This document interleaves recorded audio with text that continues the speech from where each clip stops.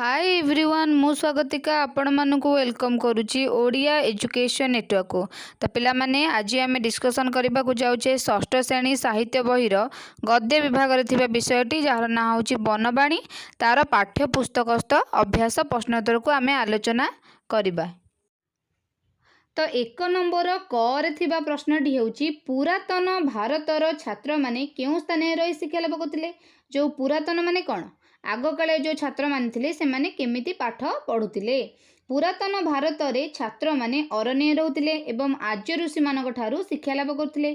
से माने आर्य ऋषि मानकर चरण तळे बसी शिक्षा लाभ करथिले एवं वन प्रदेश रे रहउथिले।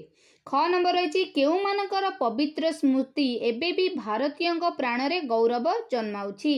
केउ मानक पवित्र स्मृति जोगी ऋषि मानकर बा बुनी ऋषि मानकर पवित्र स्मृति एबे मध्य भारतीय प्राण रे गौरव जन्माउछि। एबे मध्य से मुनि ऋषि माने आउ नाहांती किंतु तांकर स्मृति मध्य आम मन रे एबे पर्यंत रहिछि। ग नंबर हेउछि राजा महाराजा माने जीवन रे काहार आश्रय ने निजको कृतार्थ मन करथिले बा धन्य मने करू थिले। राजा महाराजा माने जीवन शेष दशा रे मुनि वन तरुछायर आश्रय नहीं निजको कृतार्थ मानुथिले। मुनि वन तरुछाया माने कौन वन प्रदेश रे राजा महाराजा माने जेतबेले वृद्ध बयस तांकर आसुथिला बा शेष जीवन रे से माने राजभोग त्याग करी अरण्य रहउथिले एवं सेठारे रही से निजको कृतार्थ बोली मन करुथिले। घ नंबर होउची भारतर केउ प्राचीन काव्य नाटक आदि रे अरण्यर कथा कह जायछि। भारतर नाटक शकुंतला उत्तर रामचरित काव्य कुमार संभव ये सब जो नाटक गुड़िक रही काव्य नाटक गुड़िक रही एथिरे अरण्यर कथा कह जायछि बा अरण्य विषय रे वर्णना करा जायछि। तो 2 नंबर क प्रश्न को जिबा भारतीय भावक माने काहेकि प्रकृति को समस्त प्रेरणार उत्स बोली ग्रहण करिसेंती।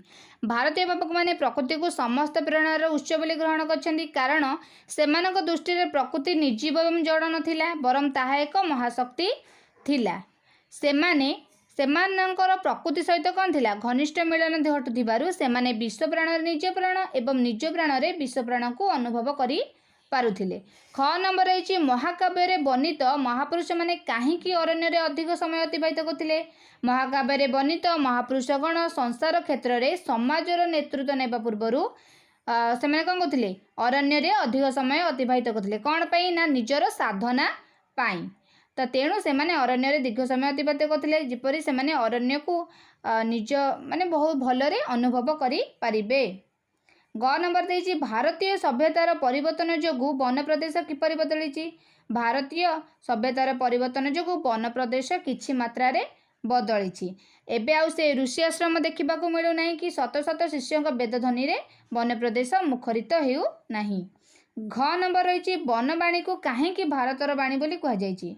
आज पूर्व कालर ऋषि आश्रम आउ नाही कि शिष्यों वेदध्वनि रे वन प्रदेश आउ मुखरित होई नाही किंतु एही सहस्र सहस्र वर्षर स्मृति एबे मध्य आम मनरे लुकायित होई रहिछि बा सेमानक स्मृति एबे भी आम मनरे जीवित होई रहिछि केउ मानकर मुनि ऋषि मानकर। तेणु बनवाणी को भारतर वाणी बोली कह जायछि।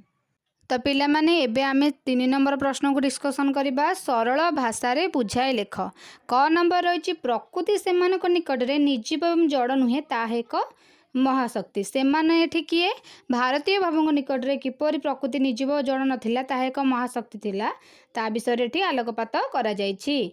संस्कृत गद्यांशटी पंडित गोपबंधु दास लिखित बनवाणी प्रबंधर उद्धृत। एठारे लेखक भारतीय भावक दृष्टि रे प्रकृति किपरि महाशक्ति भाव परिचित थिला से संपर्क रे एठी आलोकपात करिसंती।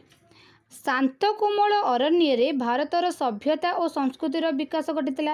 अरण्यर जो शांत कोमल परिवेश थिला सेठारे भारतर सभ्यता और संस्कृतिर विकास घटिला। एही अरण्य थिला मुनि ऋषि मानकर साधारण पीठस्थली और राजा महाराजंकर शेष जीवनर आश्रयस्थली। ये जो अरण्य थिला एक मुनि ऋषि मानक साधना सेठी करुथिले ता सहित राजा महाराजा माने जीवनर शेष समय जाइकी सेठारे बसवास करुथिले। एही वन प्रदेशर चित्र भारतर काव्य नाटक पुराण आदि चित्र होइछि।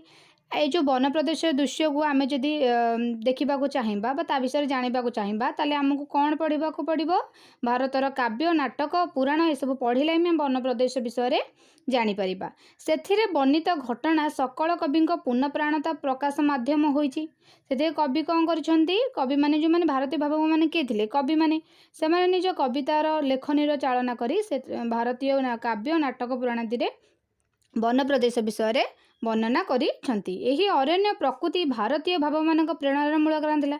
अरण्यर जो प्राकृतिक परिवेश जो थिला से भारतीय भाव मानक प्रेरणार मूल कारण थिला। प्रकृति सेमानक दृष्टि निर्जीव जड़ नुहे एवं ताहा एक महाशक्ति। ये जो प्रकृति थिला जो भारतीय भाव मानक थिला से माने प्रकृति को निर्जीव बोली मन करू नथिले। तांको मतरे प्रकृतिर कौन आमर जेमती जीवन रही तार मध्य सेमती जीवन रही ताहा एक महाशक्ति। प्रकृति सहित घनिष्ठ मिलन द्वारा सेमाने विश्व प्राण निज प्राण एवं निज प्राण रे विश्व प्राण को अनुभव करथिले। सेमानकर प्रकृति सहित एते घनिष्ठ संपर्क थिला सेमाने कोन विश्व प्राण निज प्राण और निज प्राण रे विश्व प्राण को अनुभव करि पाथुले। एपरि महान अनुभूति प्रदान करुथिबा प्रकृति केभेले निर्जीवम जड़ होई न पारे। वास्तव में लेखक एही उक्ति यथार्थ अटे। एबे जिबा 3 नंबर ख प्रश्नटी को भारतर सभ्यता और चिंतार गति केतक परिमाण में बाहिक प्रभाव में परिवर्तित होती विषय आम एठारे आलोचना करबा। उद्धृतांशटी पठित साहित्य बहिर बनवाणी प्रबंधर संगृहीत। एठारे लेखक पंडित गोपबंधु दास बाह्य प्रभाव में भारतीय सभ्यता और चिंतार गति किपरि परिवर्तित होईची ताहा उपरे आलोकपात करिसेंती। वन प्रदेश थिला मुनि ऋषि मानकर साधनार पीठस्थली। भारतीय भावुक मानक पई थिला साधनार पीठस्थली बा प्रेरणार उत्स एवं राजा महाराजा मानक पई थिला शेष जीवनर आश्रयस्थली। से माने वन प्रदेश को ही सबकिछि मानुथिले किंतु एबे तार परिवर्तन घटे जेमती भारतीय सभ्यता और चिंतार परिवर्तन घटे जेमती से सब आउ एबे नाही। से एबे आउ से मुनि ऋषि आश्रम आउ देखा जाउनी कि शत शत शिष्यंक वेदध्वनि रे वन प्रदेश मुखरित हेउ नाही किंतु सेमानकर जो अतीतर जो स्मृति रही एबे भी आम मनरे जीवित होई रही एवं वनवाणी ही भारतर वाणी पलटि। समय स्रोतर प्रत्येक सभ्यतार परिवर्तन घटी हेले सेही स्रोतरे संपूर्ण भासी जाई देश और सभ्यतार विशेषता को हराइबा अनुचित। वास्तव में लेखक एही उक्ति बेस हृदयस्पति तथा समयोपयोगी होई परिछि। तो 4 नंबर रे गोटे प्रश्न रही प्रत्येक धाड़ी रे 3टी एक जातीय शब्द सहित गोटे भिन्न जातीय शब्द मिसी रही माने 3टी एका भलिया शब्द थिबो आउ गोटे अलगा थिबो। आमे से अलगा शब्दटी को बाछिबा एवं ताकू चिन्हट करिबा। तो क रे कोन रही जोगी मुनि ऋषि रोगी। जोगी मुनि ऋषि एक जातीय शब्द रोगीटा हेबो एठी भिन्न जातीय शब्द। ख नंबर रही पौढ़ नागरिक बालक युवक। पौढ़ बालक युवक एक जातीय शब्द बा समजातीय शब्द रही। नागरिक एठी हम भिन्न जातीय शब्द। ग नंबर कौन हम वन उपवन अरण्य पर्वत। वन उपवन अरण्य समजातीय शब्द बा एक जातीय शब्द। पर्वतटा एठी हम भिन्न जातीय शब्द। घ नंबर रही काव्य किंबदंती नाटक पुराण। काव्य नाटक पुराण एक जातीय शब्द। किंबदंती एठारे हेब भिन्न जातीय शब्द। उ नंबर तरु विहंग ध्रुम महाद्रुम। तरु ध्रुम महाद्रुम ए 3टी होची एक जातीय शब्द। विहंगटा एठी हम भिन्न जातीय शब्द। तो एबे जिबा 5 नंबर प्रश्न को कौन रही देख तले क और ख स्तंभ रे किछि शब्द दिए जाइछि सेमानक मध्यरु परस्पर संपर्क थिबा शब्द को जोड़िबा एवं वाक्य गठन करिबा। तो क स्तंभ रे कौन रही अरण्य तरु चिंता कार्य साधना।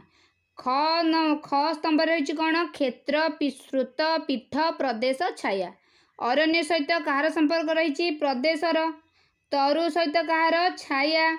चिंता सहित कौन हम श्रुत। कार्य सहित क्षेत्र एवं साधना सहित कौन हम पीठ। तो आमे जो शब्द गुड़ी को बनइले बा जोड़िले ताकू नहीं वाक्य गठन करिबा। तो अरण्य प्रदेश रे वाक्यटी कौन हम अरण्य प्रदेशर दृश्य खूब मनोरम। तरु छाया लगे वाक्य गठन करिबा। तरु छाया तले बसी ऋषि वेद पाठ करुछंती। चिंता स्रोत मन मध्यरे अजस्र चिंता स्रोत खेली गला। कार्य क्षेत्र रे कौन हम राम बाबू निजर कार्य क्षेत्र रे बेस ना करिछंती। साधना पीठ लगे वाक्य कौन हम जगन्नाथ दासंक साधना पीठ भाव में बड़ ओडिया मठ सुपरिचित। तो एबे जिबा 6 नंबर को बंधनीरु शब्द बाछि शून्यस्थान पूरण करी पाठटी को पूर्ण भाव में लेख। तो फिल इन द ब्लैंक्स रही जोटा महाभारत रे पंचु पांडव को मध्य राज्य लाभ पूर्वर डैश बनवास रे एही परि दीर्घ डैश मध्य देई जिबाकू पड़ी अछि। पूर्वर डैश बनवास रे एठी कोन हबो ऑप्शन रही कोन हबो एठी अज्ञात बनवास रे एही परि दीर्घ साधना मध्य देई जिबाकू पड़ी अछि।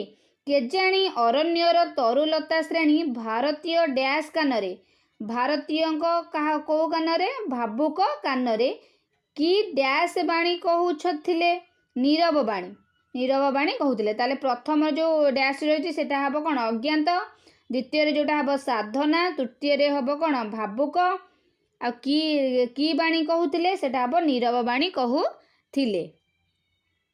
तो 7 नंबर प्रश्न रही तल कोठरी मानकरे केतोटी अक्षर दिए देछि प्रतिदारू आमे कौन करबा अक्षरटी को नहीं 2 व 3 अक्षर विशिष्ट शब्द तैयारी करबा।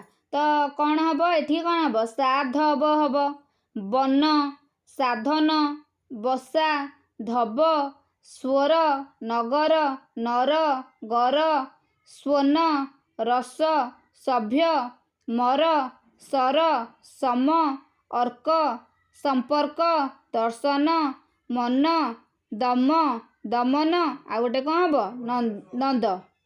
8 नंबर प्रश्नटी कौन रही प्रति वाक्य किछि अंश क स्तंभ और किछि अंश ख स्तंभ दि जाइए। 2 स्तंभर परस्पर संपर्क थिबा वाक्यटी को एकाठी मिलाई लेख। क स्तंभ किछि अंश रही और ख स्तंभ रही आमे ताकू मिलाई कौन करबा ना वाक्य तैयारी करबा। ताले कौन हम प्रकृति सेमानक निकटरे कौन हम प्रकृति सेमानक निकटरे निर्जीव एवं जड़ नुहे। वनवाणी ही कौन हम वनवाणी ही भारतर वाणी। शत शत शिष्यों वेदध्वनि रे वन प्रदेश मुखरित हेउ नाही। वनस्पतिर महात्म्य प्राण रे अनुभव करुथिले। अरण्य ही सेमानकर साधना पीठ थिला। तो 9 नंबर प्रश्न कौन रही तले दिए जाइथिबा शब्द गुड़िक मध्यरु निर्भुल शब्दटी को बाछि लेख। कोटा निर्भुल ताले करे कौन रही जातीय जातीय जातीय को जातीयटा ठीक सेकेंडटा हम ठीक हम। खरे कौन रही विशेष विशेष सब अलग रही आमे ताकू ठीक टाकू बाछिबा माने निर्भुल जोटा भूल नुहे ताले कोटा हम विशेष प्रथमटा हम ठीक। गरे सेमती वाल्मीकि रही कोटा ठीकटा हम द्वितीयटा ठीक हम। घ नंबर जो रही निर्जीवटा एति मध्यरु निर्जीवटा तृतीयटा आमर ठीक। जदि आपको वीडियोटी भल लगी ताले लाइक शेयर एंड सब्सक्राइब कर दियंतु। ओडिया एजुकेशन नेटवर्क को एमिति स्टडी रिलेटेड वीडियो पाइबा पाखरे थिबा घंटीटी को प्रेस कर दियंतु। आपण मानकु नोटिफिकेशन मिली जिवो।